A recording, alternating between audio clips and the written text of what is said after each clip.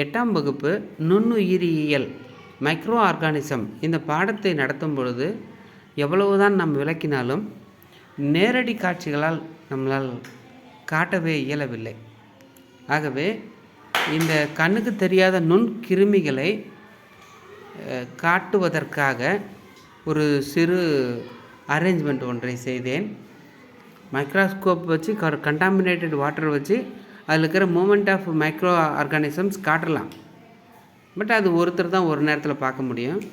இதில் பார்த்திங்கன்னா ஒரு லேசர் லைட் அந்த சிரஞ்சோட டிப்பில் ஒரு ட்ராப் ஆஃப் வாட்டர் இருக்கிற மாதிரி வச்சுருக்கேன்.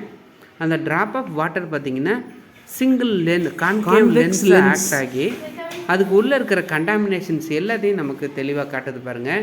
It maybe contamination or micro ஆர்கானிசம்ஸாக கூட இருக்கலாம். மைக்ரோ ஆர்கானிசம்ஸ் தான் அது மூமெண்ட் நல்லா தெரியுது பாருங்கள். மைக்ரோ ஆர்கானிசம்ஸ் இந்த அரேஞ்ச்மெண்ட்டில் எல்லோரும் ஒரே நேரத்தில் மாணவர்களால் காட்ட இயலும். எப்போதுமே இந்த மைக்ரோ ஆர்கானிசம்ஸை பார்க்கும்போது எவ்வளோதான் நம்ம கருத்தியலாக நடத்துகிறத காட்டிலும் இது ஒரு ஒரு நம்பகமானதாக இருக்கும், மாணவர்களுக்கு நம்பிக்கையை ஏற்படுத்தும். அந்த வகையில் நான் இந்த ஒரு கற்றல் கருவியை செய்து மாணவர்களுக்கு இந்த நுண்ணுயிரியல் பாடத்தினை முடிந்தவரை எடுத்து சென்றேன்.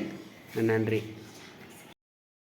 இதே சிரஞ்சில் நல்ல தண்ணீரை வைத்து இதே ஆய்வை செய்யும்போது ஆர்ஓ வாட்டர் வைக்கும் பொழுது நமக்கு திரையில் மிக தெளிவான ஒரு பிம்பம், அதாவது தெளிவான பிம்பம் கிடைக்கும்.